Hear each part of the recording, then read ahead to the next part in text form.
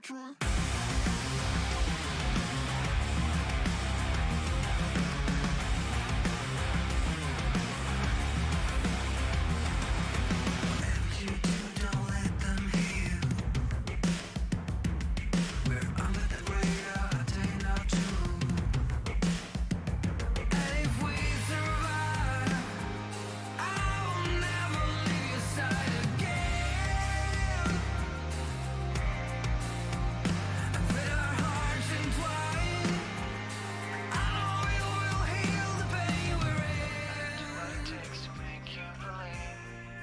Standing by your side, with my heart on hyperdrive.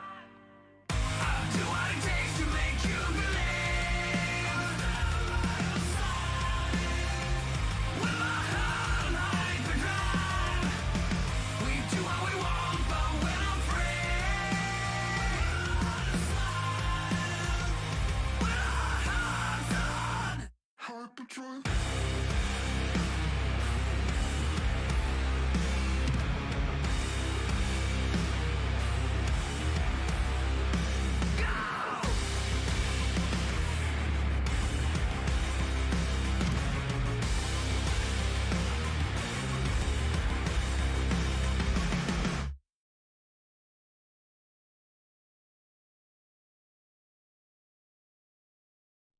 Welcome back, guys. How we doing? Welcome back to the Funker News Network. I'm Ronnie, and I'll be your host again for this evening. We got a very special update for you guys today. We have our very first update coming from Mr. Will Kilmore. Now that he is knee-deep in his travels, I can tell you who exactly from our core team of 6 team members is headed on his way to Ukraine. And it's Mr. Will Killmore. You guys will recognize his blogs from the site. U.S. Army former mortarman, also Purple Heart recipient. He is embedding directly with the Global Surgical and Medical Support Group. Now let's talk a little bit about them. This is our biggest and most important thing I wanted to talk about tonight because, again, we're a small team. And welcome in. Please slap the like button right in the hind parts for me, please, and thank you. I got to sell out to YouTube's model here. But let's talk a little bit about why Will is in Ukraine, what he's doing there, and who he is there to support. So Will is a certified journalist. He is there to document global surgical and medical support groups' medical training and aid that they've been providing to Ukraine since early March, right? Now we posted that first video of his to the website earlier, and we have pushed that around and throughout. But I want to talk a little bit about GSMSG before we jump into that update, so you guys have a bit of context before we do. So they're first of all a 501c3 nonprofit organization focusing very specifically on medical training. They also do go hands-on with medical aid and support, but there are about 1,500 former U.S. special operators from all walks of the special operations community. A lot of special operations medics, surgeons, specialized trauma surgeons like burn. Just so much capability. I'm going to kill the music. You guys might not be able to hear it, but I can hear it. They provide full spectrum training and medical care to their host partner nations, and they've been doing that since 2015. Now, this is the third time we've embedded with them. We embedded with them in Africa. We embedded with them in Honduras. But they also did over a dozen deployments to Iraq. Now, since early March in Ukraine, they've trained over 8,000 Ukrainians. That's 2,000 Ukrainian soldiers and 6,000 Ukrainian citizens on tactical combat casualty care. Obviously understanding that the priority for teaching the Ukrainian people how to take care of themselves in a severe trauma situation, that is ultimately GSMSG's mission, and we are embedded with them to try to help tell that mission. Now, as a sidebar to that, we're also going to get Will's perspective on how the population is feeling as a journalist, as a member of the team for Funker530. Now, they've also done quite a bit of train-the-trainer stuff. So there are at least 20 GSMSG certified Ukrainian soldiers that have been trained to train other Ukrainians in TCCC. Now, they've also directly assisted in, like I mentioned, surgeries.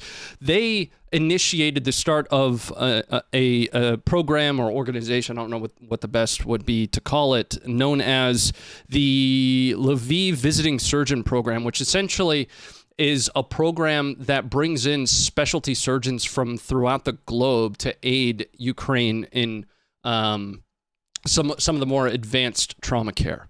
So GSMSG is, we're big fans of their mission. We've deployed with them before, and that ultimately is going to be the foundation of why Will is there. We've gotten that comment quite a few times for those that might not watch this live stream that are still members of the community. We have a moderately large community, and not everybody knows that we have this Tuesday and Thursday live stream. We try to put the word out where we can. But what I want to do for you guys now is I want to take you to Will's first update, and this is coming from Poland.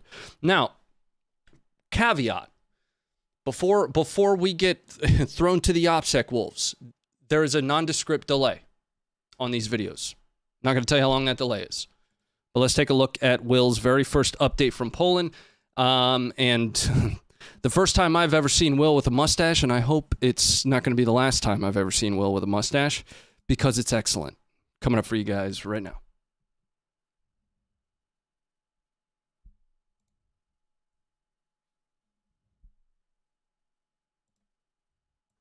And later today I'm going to be Will with Funker530 here.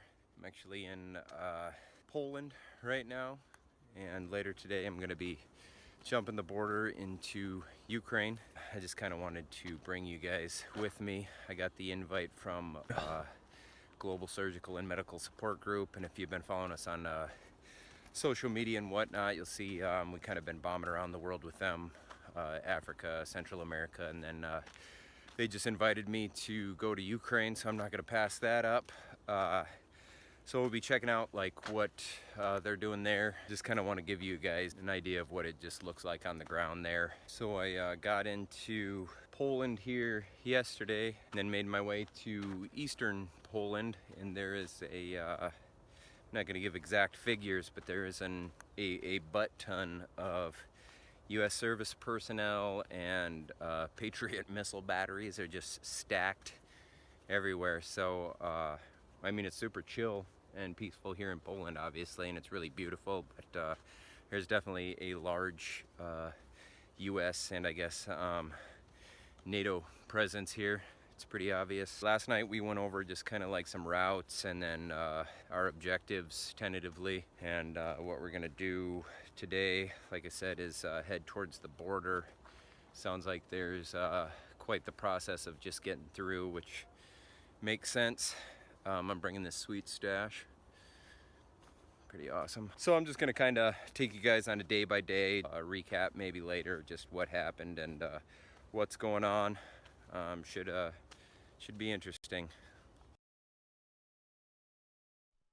So again, that's Will Kilmore, one of our very few core team members. He has been planning for this for some time. We announced it, I want to say, about a week and a half, 2 weeks ago. This is on a delay, so please don't be concerned about OPSEC. We're working directly, with both Will and GSMSG to make sure that we're protecting not just the lives of Will and GSMSG and those with whom they are serving or aiding in Ukraine, but also GSMSG's mission, which is a critical one. Again, if you're not familiar with GSMSG, there is a command that I've added. I've also added a pinned comment to the top of the chat for you guys. Exclamation point GSMSG. That'll take you to their website where you can find ways to donate to them. I tried linking their 501c3 to the YouTube system, but I guess YouTube has to enroll them or something along those lines. Essentially, I couldn't find them in the system. So what we're doing is we're going to link you guys directly there. If you'd like to support their mission, we think it's a very valuable one, a very important one, please do so. So let's jump into the footage because we do have quite a bit of footage that I want to get through today. From a campaign map perspective, we're not going to focus too heavily on it. I want to say it was on Tuesday or so. Vladimir Putin announced somewhat of a operational pause, which was reflected in campaign map movement. There hasn't been a whole lot of, forward line of troop changes, but we do have a lot of really good footage to get through today. First, let me before we jump into that, let me jump over to some of the support. D. Shaw, thank you for the $50. Trenton, thank you for the 20. Combat surgeon and SF guy saved my wife from cancer at Stanford. Cheers to your team member. Thanks for that very much. We're privileged to be able to be there alongside GSMSG. They are an excellent organization of the best of what they do. Bruce, thank you very much for the 7 months on the membership. Steve, thank you for the 5 months. Grima, thank you for the 5 months. Joseph, thank you for the 5 months. Booger, thank you for the 4 months. Let's jump into our first piece of footage here. This one's actually excellent. We're going to watch a cockpit view of an Ukrainian Su-25 pilot. There we go. Didn't want to... I pasted the link twice and it didn't want to show up for me. And what's weird about this is I always thought that when you're inside of the cockpit, there's just an ambiance of Danger Zone that's playing. And if they would have added Danger Zone, there is copywritten music on the back end of it, but I can't play it. We got slapped for last stream for copyright, even though I feel like I turn off the music every time we watch it. But there is no Danger Zone music for it, but it would be fitting.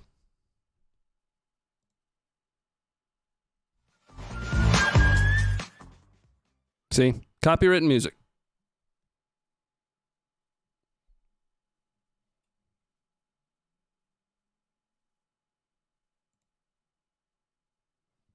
Let's run that again.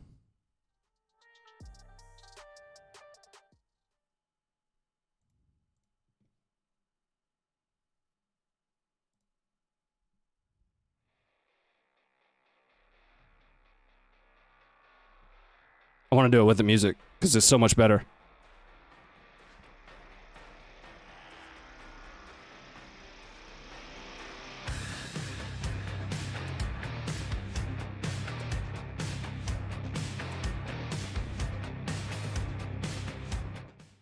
All right. That one was just wild. I always wanted to be a pilot. We were chatting on the other stream last night after, which will be over there later on today, and we were all talking about what's the most nostalgic game you've ever played, and mine was Pilot Wings. I don't know why I didn't go down that route. I think the recruiter just talked me into Intel, made it sound like I was going to be Jason Bourne or something. Now, if you need somebody to really operate a PowerPoint, I'm your guy. Okay, but definitely didn't turn out to be Jason Bourne as an Intel analyst. Let's jump into the next piece of footage that I've got here, though. This is a Ukrainian recon team ambushing Russians at close range. And while we're watching this one, I'm going to check in on the chat. How good is the new Top Gun? Better than good. I got emotional watching it. I don't care. Fight me. It was amazing. Coming up.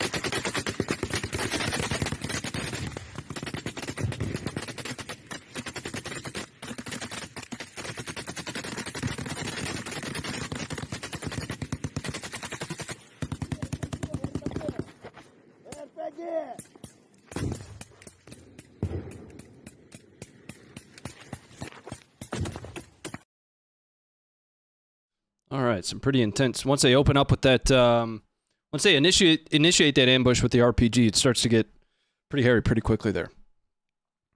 And yeah, just to clarify, or state once again, Top Gun is excellent. It's really good. I watch a lot of movies. I'm a movies guy, and I enjoyed it a whole lot. Now, I grew up with Top Gun. We would all sit around and play that almost ad nauseum. So there was a lot of nostalgia for me, but it felt like they almost did the nostalgia.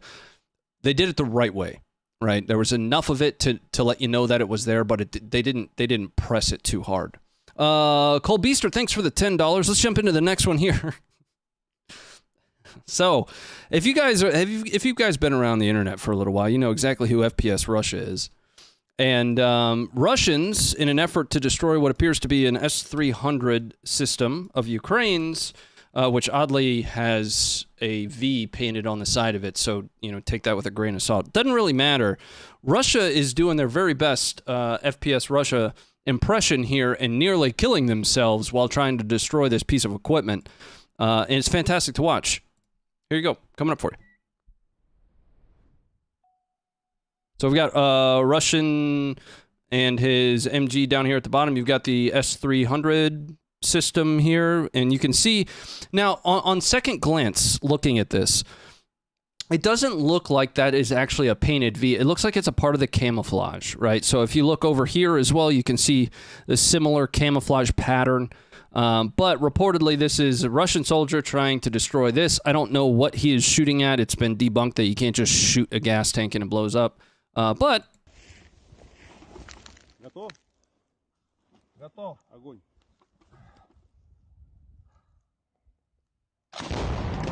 Woo! One more again.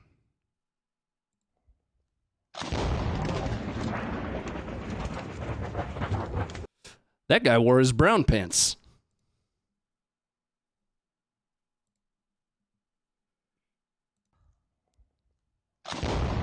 Oh my God. All right. Terrifying. S300 PT. Holy tits, yeah. I'm gonna show your comment there. Absolute moron. I'm gonna show that one too because you're not wrong. It blew up before he took the shot. I don't think so. What you guys might be dealing with is a little bit of video delay, and that's on my end. But if you'd like to watch the video without that little bit of audio delay, still tuning all the audio here. There's your link for it right there. Okay, let's talk about a little bit of surface to air or anti-air. This video is going to be Ukrainian air defense going off somewhere near Dnipro. A lot of discussion, especially with the most recent $820 million and the NASAMs that are supposedly going to make their way over about anti-air capabilities of Ukraine. Air has been a really heavily debated topic, whether or not Russia should or should not have established air superiority. There's also the narrative that air superiority as we know it is not necessarily the same as Russia, would consider air superiority. We treat it as its own domain, whereas Russia really treats it as just, support to ground forces. But let's take a look at Ukrainian air defense trying to take down a couple Russian cruise missiles here. It's coming up for you guys in just a moment. Here you are right now.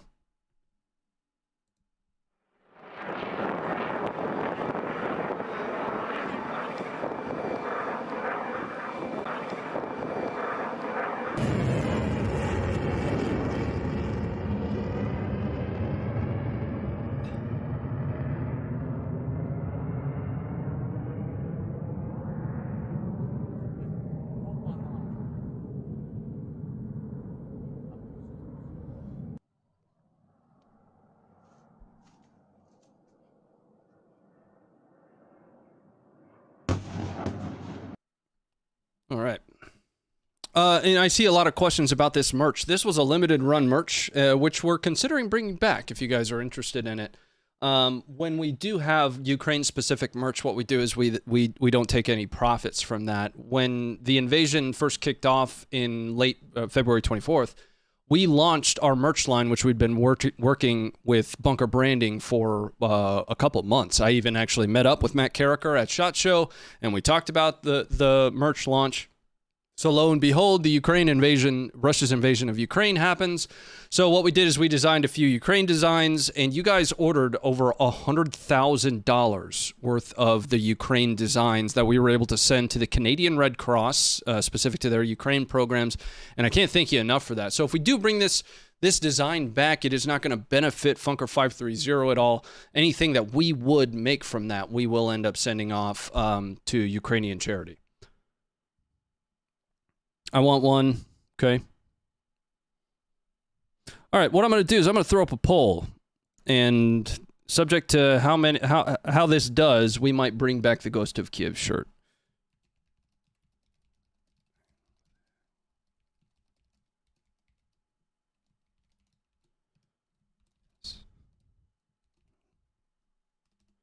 Something's wrong with my keyboard. It keeps triple tapping N. All right, let's jump into the next piece of footage here. I do have quite a bit of footage that I want to get through. We've got a stopping point right at 7 o'clock tonight. I want to get over to the other side, over to the other stream over there. So this one's actually a really interesting video. We've got a Russian perspective video here of hitting an anti-tank mine from 4 different angles. Now, this is somewhere in Luhansk. Don't have any real more specific details on where exactly it is. But we also, just go back to the merch, we also have hats, too. My hat is downstairs for the Ghost of Kiev shirt, whom is absolutely real. Anyway, here you go. Coming up.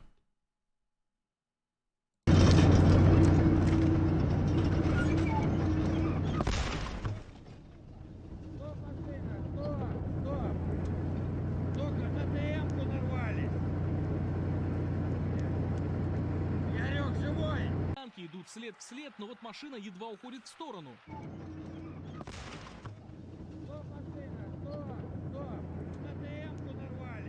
Не только экипаж уцелел, надежный советский Т-72 оттягивается в тыл своим ходом. Ну, это работа на 4 часа максимум. Это...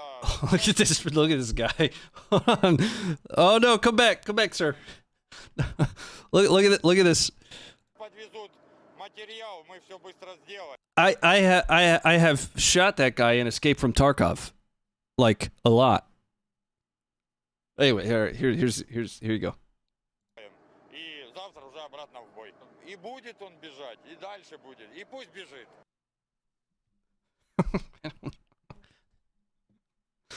All right, let's jump into the next bit of footage here. So this one made Josh ink. Mom, I'm gonna ink.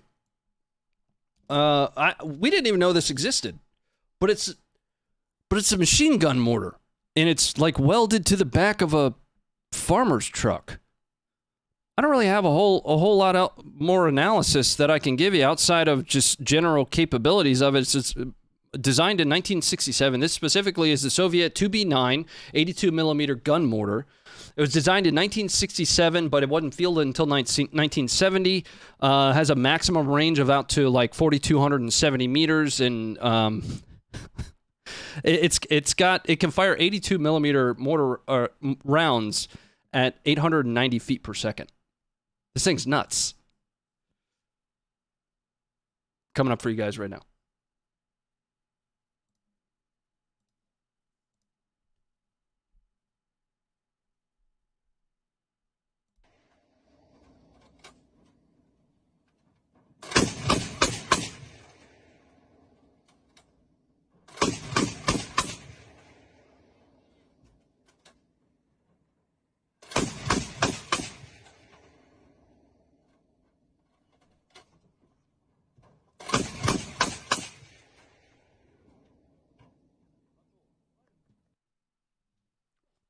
I'm sorry, I gotta watch it again.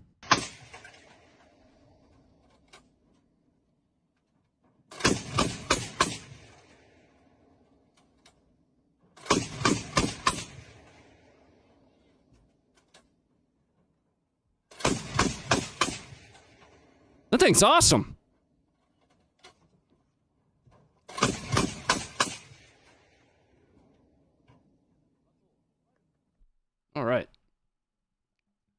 want to try. That's what Josh said. Josh said he'd give one of his pinkies just to shoot it, and I don't think he's lying. Josh goes on to explain in his analysis that the Mark 19 is his baby. That's his lady, and he would, have an affair on the Mark 19 just for a night though, with the 2B9. That's thing's awesome. Now we're jumping into footage section 2 already, so we're moving pretty quickly tonight. We're going to see some pretty wild footage coming out of Iraq. Iraqi door gunner footage. This is some pretty wild stuff. Running down Islamic State militants. Again, for those that might be new to the chat, Funker530 has been around for a long time, 14 years specifically. We don't just cover Ukraine. This is not necessarily a Ukraine live stream. What we try to do is just bring you the most relevant and pertinent footage from a combat footage perspective. We are documentarians of combat footage. That we find throughout the last, 48 to 72 hours.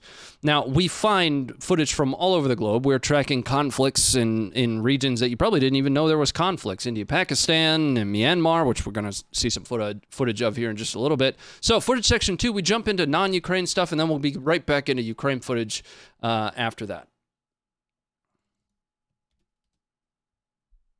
So, this door gunner footage is wild, though. You're going to want to see this.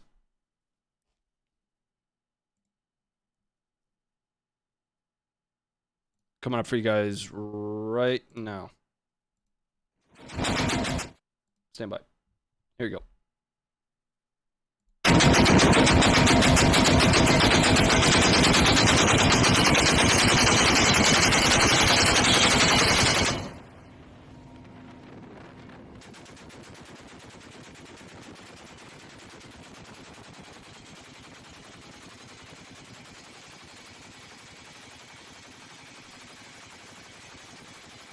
That poor barrel.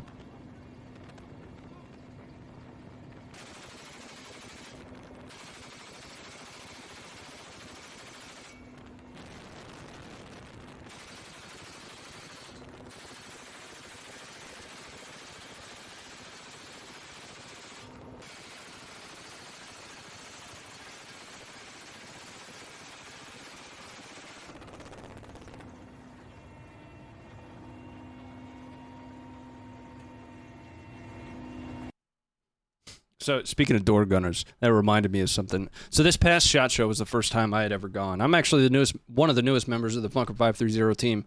And they decided to send myself, Will, and Tim off to SHOT Show. And we were there actually on behalf of one of our partners, LAPG, and they needed titles for us. And we didn't really know what to say my title was. So the suggestion from Funker, which is what ended up on my badge, was Space Shuttle Door Gunner. I've always wanted to be a door gunner, and I feel like Space Shuttle Door Gunner would be the coolest thing ever. Now, the next thing we're going to watch is Taliban infighting captured in Kabul. We've been covering this for a little bit, guys. The Northern Resistance Front, essentially the most recent iteration of the Northern Alliance, kind of continues to push back, but what we're also finding is a lot of Taliban infighting. Red on red was something that in the information operations space we were always trying to do, but they appear to be doing it just fine all on their own. This is coming up for you guys right now.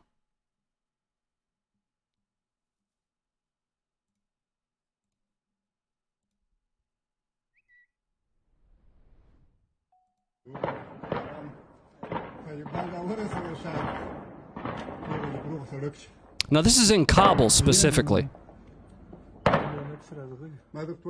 It's kind of difficult to discern what's happening right now, but reportedly this is essentially infighting that's happening between the Taliban right now.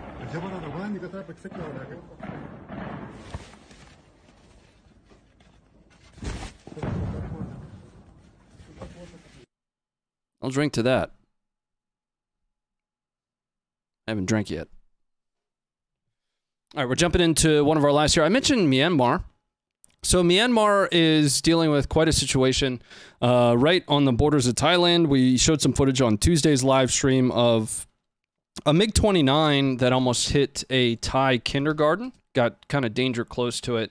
But what we're going to see here is a supply convoy that's moving ammunition and fuel for the army of Myanmar, ambushed by essentially the, quote, rebel forces that Myanmar's army is fighting against right now. Now, just to read Josh's analysis specifically, and I'm going to give you guys a link to the footage, that way you guys can go check it out. Since 1948, there's been an active insurgency in some capacity in Myanmar, and at almost no time has there been a stable peace throughout the region. Now, when's the last time in the media you have even heard Myanmar? This is one of those instances that I'm talking about. These are the types of conflicts that we have been covering for the last decade plus, and it's coming up for you guys right now. This is a very close-range ambush. You can, target's visible. Coming up right now.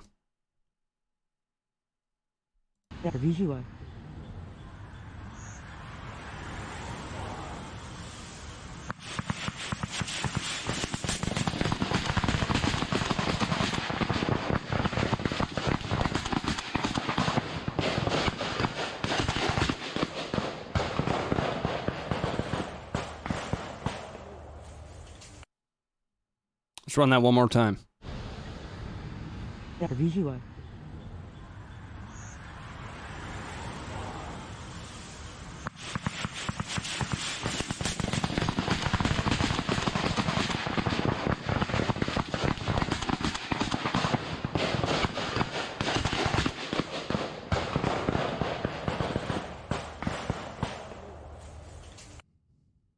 Okay. So again, that took place in Myanmar, and those are reportedly the rebels that call themselves the PDF. That city specifically, I can't pronounce very well. Kyaikto, Kyaikto. And I'm gonna be wholly honest with you guys. Until only a couple weeks ago, nobody's perfect. I wasn't tracking the conflict that's been just even with Josh's analysis, kind of raging for decades now. But this is why, I was really excited when I got the opportunity to work alongside these guys at Funker530, is it really opens my eyes to what's happening around the world. Now, in 99.99% of instances, we are just uploading the footage that we see with the context that we're able to find. There are a few instances where we do apply some level of an edit. A great example, during the fall of Kabul, there was a video of Katejas, or Afghan commandos, that was released, being essentially slaughtered by the Taliban. They were trying to surrender to the Taliban, and during the process of that surrender, the Taliban cut them all down. Now, I personally served with Katejas in my second deployment in 2016, and these are good dudes. So we did apply a blur to that video, but outside of that, we really don't make any edits on any of this stuff. We present it the way that we find it. So we're jumping back into footage section 3, back into Ukraine footage in footage section 3 here. We're going to take a look at some Ukrainian footage of engaging Russians at close range, and this is somewhere in the Donbass. We aren't always able to find location information for it, but this is a pretty high op-tempo video that we've got coming up for you. And I do want to check back in on some of the support that continues to flow in, guys. Thank you for it very much. We're a small team, and we very much so appreciate it. Here you go. I'm going to give you left cam.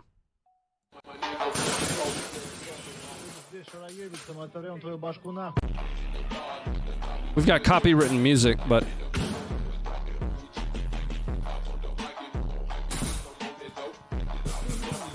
we'll deal with that later.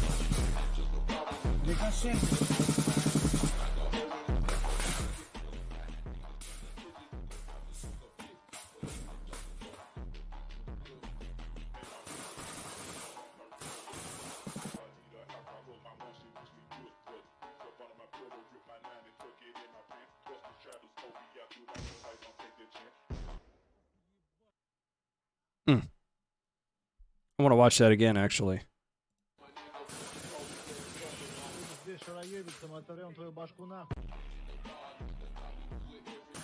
It is shouldered, controlled fire. He's not overhead doing the Chechen.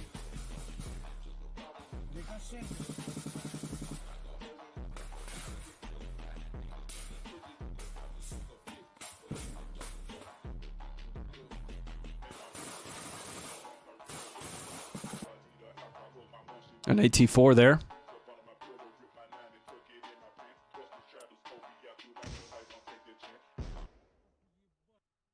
Okay. Let me check in on some of the support, guys. And thank you again for it. The doctor, thank you very much for the 687. Thank you from Australia. Welcome in. Thanks for being here. It means a lot. You guys could have spent this portion of your night anywhere, and you guys hanging out here, it means the world to us. It really does. Again, we're six dudes deep. That's it. You know, we're not some media organization that is putting all this together. This is just the footage that we find, and in some instances, not even necessarily our take, just the context we're able to find about it. Cole Beaster, thank you for the $10. I'm the guy from the brewery, Jimmy. Your shout out made my day. Dude, thanks for the beer, man. For those that don't know, on Tuesday, I mentioned one of you guys bought me a beer, Jimmy. Dude, that was the first time that's ever happened to me, and that was cool as shit. Oh, sorry. Beep. I said a bad word. Whatever. That was cool, man. It was super respectful, well done, because I was with my family. I was with my mom and the missus and my 2 kids. The kids were off playing in the bounce house or whatever. Offered to buy me a beer. That was cool, man. Thank you for that.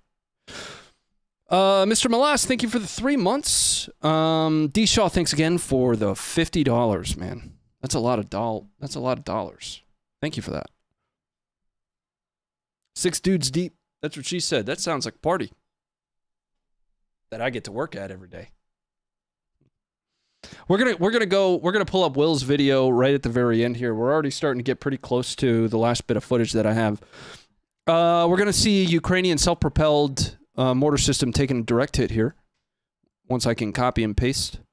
There we go. Copy.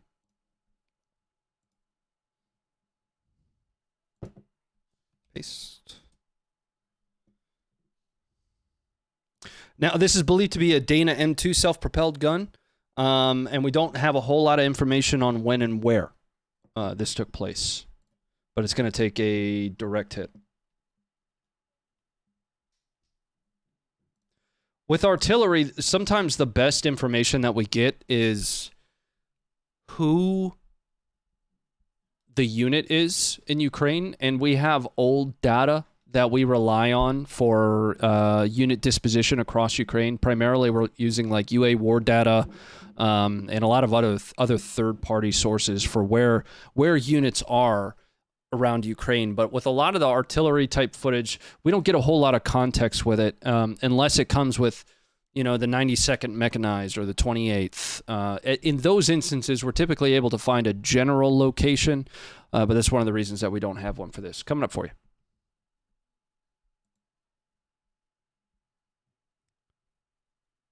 So I'll hit that right from the beginning again.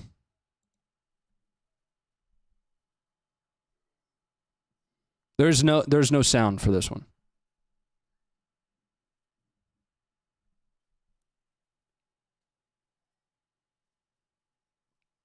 Not sure what it got hit with, some form of Russian indirect.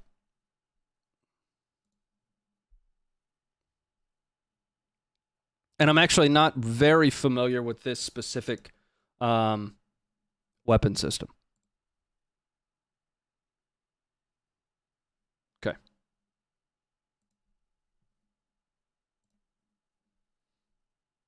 Now, before we move on, what I wanted to do really quick is pull up the Institute for the Study of Wars campaign map, kind of show you guys what I was mentioning earlier, and I'll give you a link to what we're about to look at, that there hasn't really been a whole lot of movement. On Tuesday, Putin more or less congratulated Russian troops on the seizing of Lysychansk, which is just across the Seversky Donetsk from Severodonetsk.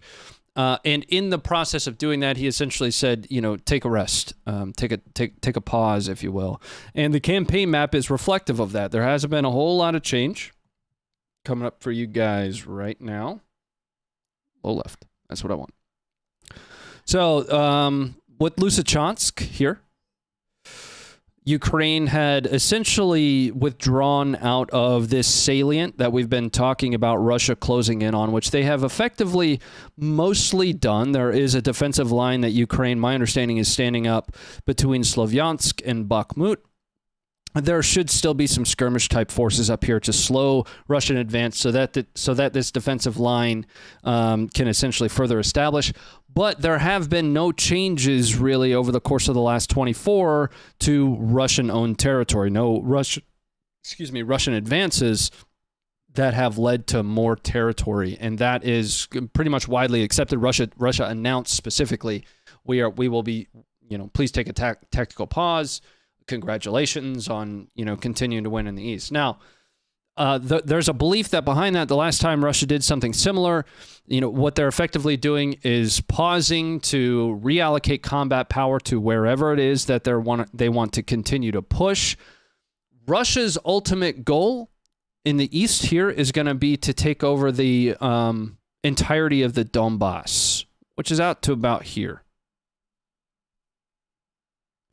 So that tactical pause, that operational pause, I should say, not tactical pause, that operational pause is really just going to be to reallocate where they want their combat power and resources to be before they continue to press,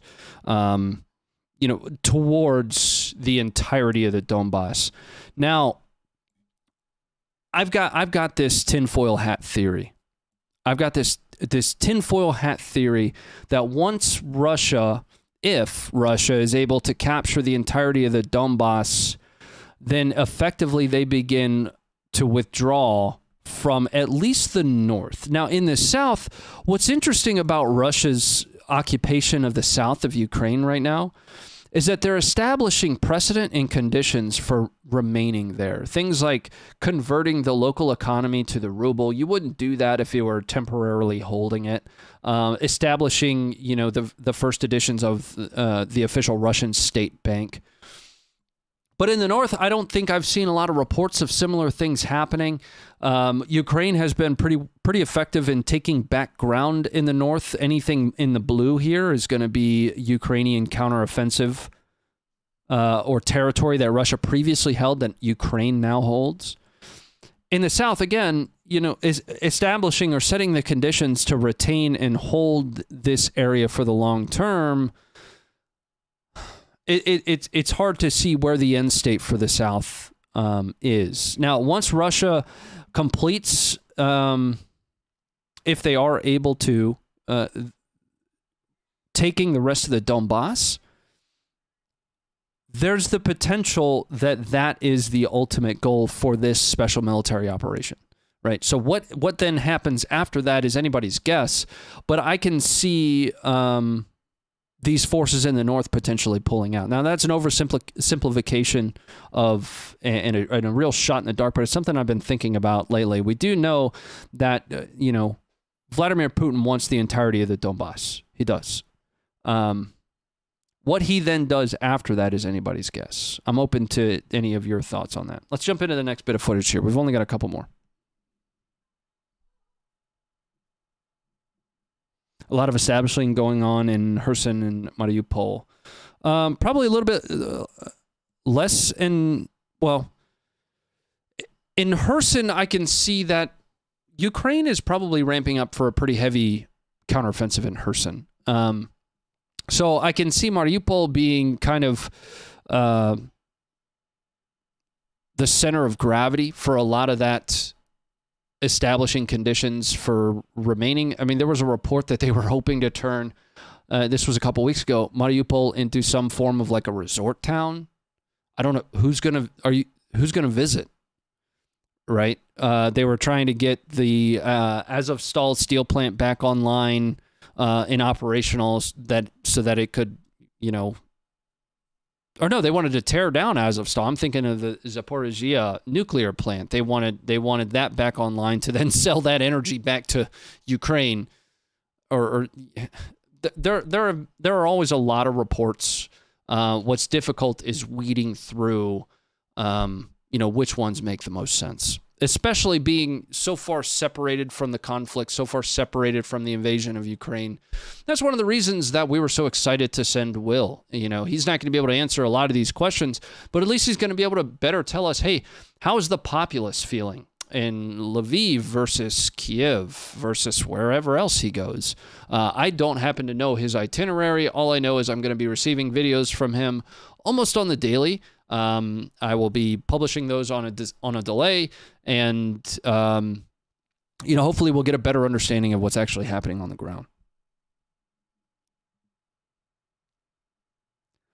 Latest BS I heard was about HIMARS being sold to Russia. Yeah, of course you did, right? Now there's actually a precedent for that, right? And this is actually one of the narratives. Let's talk about that for a second. This is actually one of the narratives that we see oftentimes about U.S. weaponry. Now, Ukraine was somewhat the center of the post-Cold War arms trade, and there was billions of dollars worth of equipment that was eventually sold that originated in Ukraine or out of Ukraine. So there's, kind of this continuing narrative that the things that we send to Ukraine are going to end up on the black market. There are a few small examples that have been put out with, I want to say, Stinger missiles, maybe. But we'll continue to see stuff like that. But that's because there is somewhat of a precedent for it. Now, what we need to remember, for some of us, the early 2000s and the 90s were basically yesterday. Now, I'm an 80s baby. I can remember the 90s. There are those, of course, older than I am that remember the 90s like it was yesterday. That was still 30 years ago, right? A lot of regime change, a lot of direction change that has happened in Ukraine since then. But people do still remember, that immediate post-Cold War, just the massive sell-off of Soviet-era weaponry out of Ukraine. All right, let's move on to the next piece of footage that we've got here. We're going to hit our time right on the nose.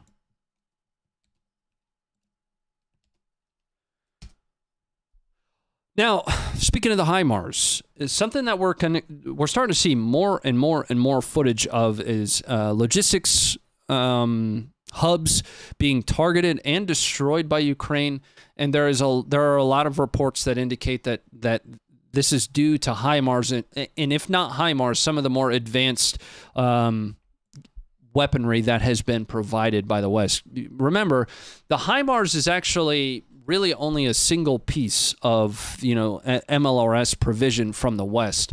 The U.S. has provided something between 8 and 9. I've seen reports of both. I was under the impression it was just 8 HIMARS systems, the 142 HIMARS. Now, other countries have also provided the M270 MLRS.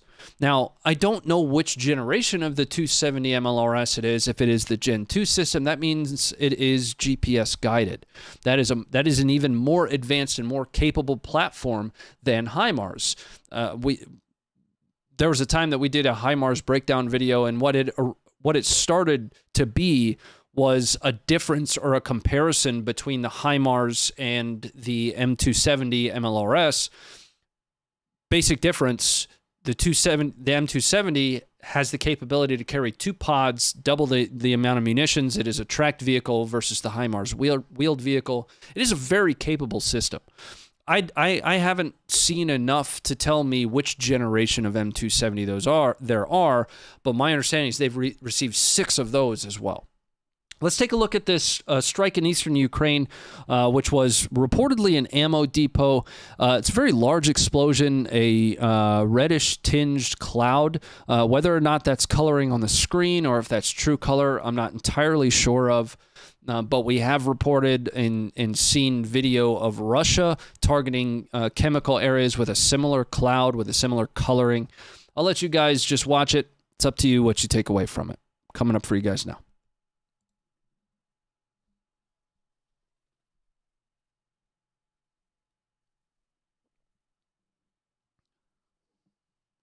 That could be just dirt coloring, the coloring of the screen. We are looking at a screen that is looking at another screen. Something to keep in mind here. 223 versus 556. Yes and no.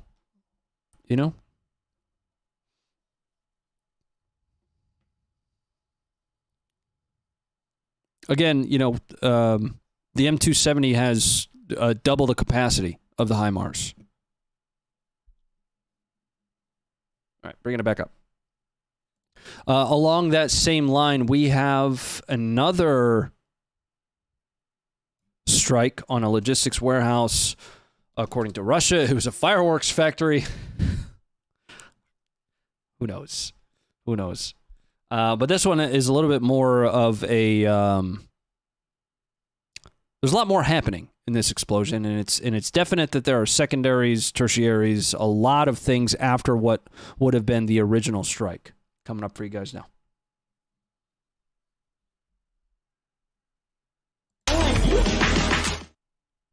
That hurt my ears.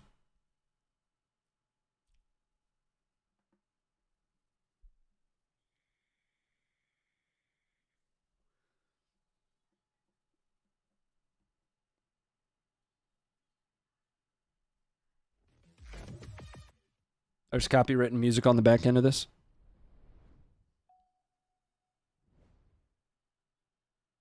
Now we do have a location for this one.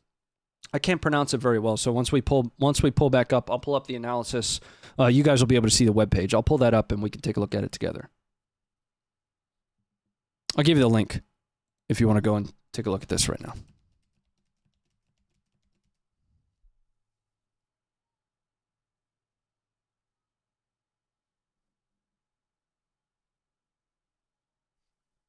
Now, this is in Ukraine, but behind Russian forward line of troops.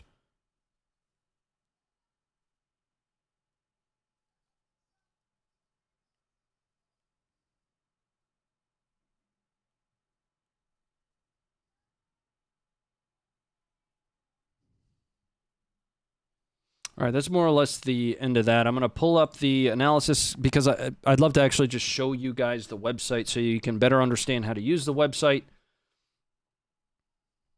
So here is the specific page that I just linked you guys to. The analysis section is where you'll find the any context that we were able to find. This specifically took place on July 4th, Independence Day. There's a comment section. This is all custom built. That we did not use a template for any of this. This is our website. It's our platform.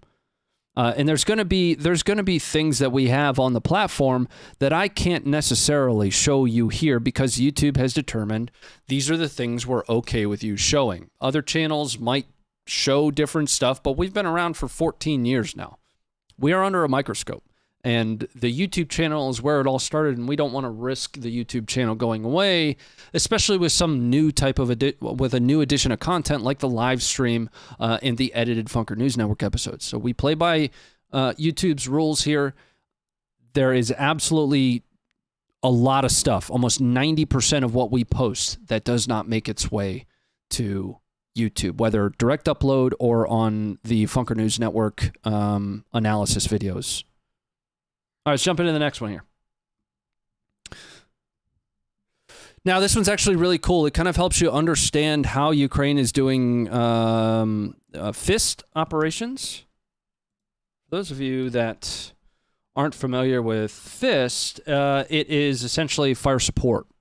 Right now, historically, and this has been quite obvious to a lot of folks, but there might be folks that aren't familiar with what fist operations are. Historically, what you needed for fire support is line of sight. So you would send a small element of troops forward. What they would do is they would try to find whatever target it was you wanted to hit with indirect fires, whether it be mortar, artillery, and they would have to be able to see that, plot it, and provide those coordinates back to artillery.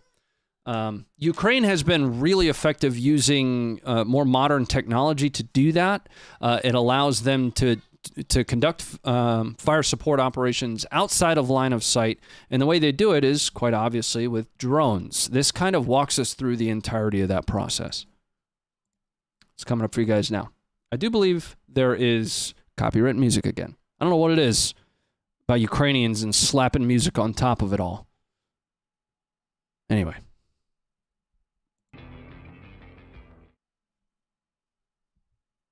We'll play our own music.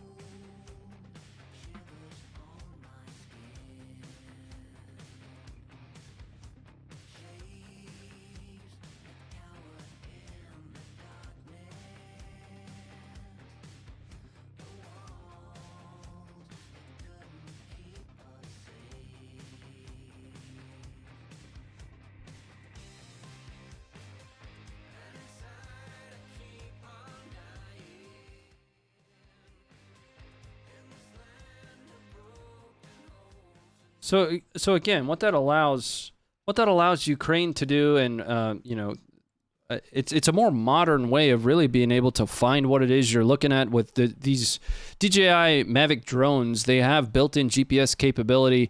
It sends extremely accurate coordinates right back to the to your RD team. We saw footage near the beginning of Russia's invasion, and they were still using like plotting boards and bag charges for their mortar teams. A very antiquated system.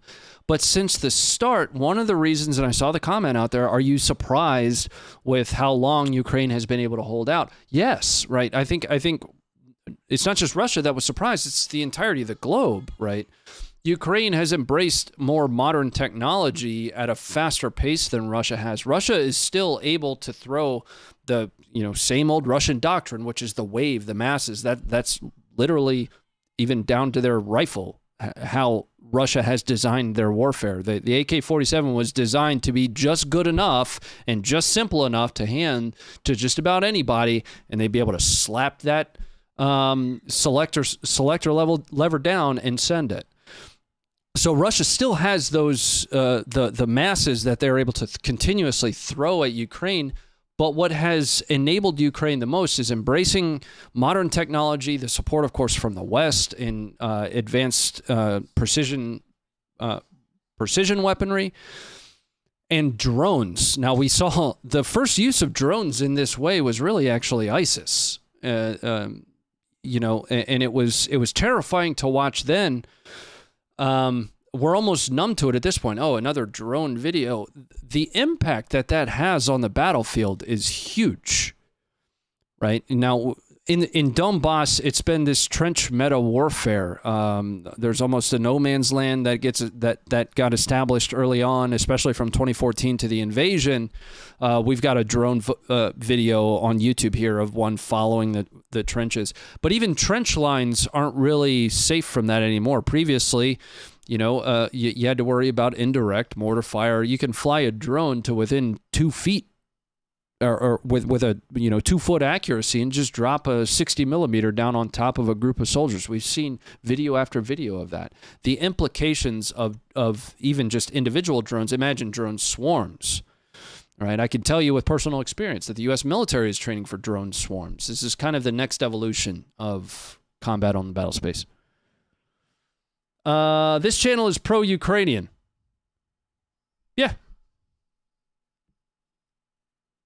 Yeah, absolutely.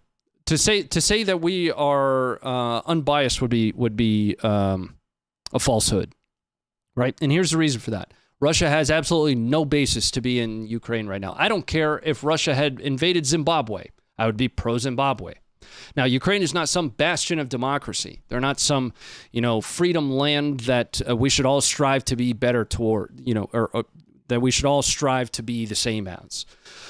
But I absolutely support Ukraine in the hopes that they expel Russia from their country and, kick Russia's ass to the best of their ability.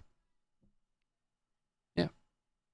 That's pretty black and white. It's one of the most black and white things that we have nowadays, right? In a world that's so complex that has, there's almost no us versus them, we versus they, black, white, red, blue, 1, 0. There's almost none of that. But there is next to zero reason. There are zero reasons for Russia to be in Ukraine. The people didn't ask for it. It's not Russia's territory. It might have been Soviet territory. It's not anymore. It's not yours. Off. All right. That's about it for us tonight. We're gonna watch Will's update from Poland one more time before we go. We are on our way. We have a team member that is on his way into Ukraine. He is in Poland. We have our very first video of Will Kilmore. He's a certified journalist. He is there embedded with the Global Surgical and Medical Support Group. Global Surgical and Medical Support Group is essentially a team of more than their entire organization combined, 1,500 special forces, special operations veterans of medical specialties. They provide both hands-on and training medical support. They've conducted and aided in over a dozen surgeries in Ukraine since March. They've trained over 8,000 total Ukrainians in tactical combat casualty care. They are training Ukrainians in how to train their own team members. This is our first update from Will that we watched earlier today. We're going to watch it again here just to close things out so that those that weren't here at the beginning of the stream have a chance to see what Will had to say when he arrived in Poland. And we will have our next update from Will posted to the website tomorrow, be checking around 11 a.m. or so. And since we're not live every day, I won't be able to go through each of these the next time you guys see me live, which is going to be on Tuesday. So make sure you're checking the website and the app for each of Will's updates as his trip goes on. I'm going to give you guys this. I'm going to give you the end screen and the Bayraktar on the way out. And hopefully I see some of you guys over on the other channel where we're going to be playing some Escape from Tarkov and just kicking back and relaxing for a little bit. All right? Stay informed. Funker530 here. I'm actually in Poland right now. And later today I'm going to be jumping the border into Ukraine. I just kind of wanted to bring you guys with me. I got the invite from Global Surgical and Medical Support Group, and if you've been following us on social media and whatnot, you'll see we kind of been bombing around the world with them, Africa, Central America, and then they just invited me to go to Ukraine, so I'm not going to pass that up. So we'll be checking out like what they're doing there. Just kind of want to give you guys an idea of what it just looks like on the ground there. So I got into Poland here yesterday and then made my way to eastern Poland, and there is a I'm not going to give exact figures, but there is a butt ton of U.S. service personnel and Patriot missile batteries are just stacked everywhere. So I mean, it's super chill and peaceful here in Poland, obviously, and it's really beautiful, but there's definitely a large U.S. and I guess NATO presence here. It's pretty obvious. Last night we went over just kind of like some routes and then our objectives tentatively, and what we're gonna do today, like I said, is head towards the border. Sounds like there's quite the process of just getting through, which makes sense. I'm bringing this sweet stash. Pretty awesome. So I'm just gonna kind of take you guys on a day-by-day recap, maybe later, just what happened and what's going on. Should be interesting.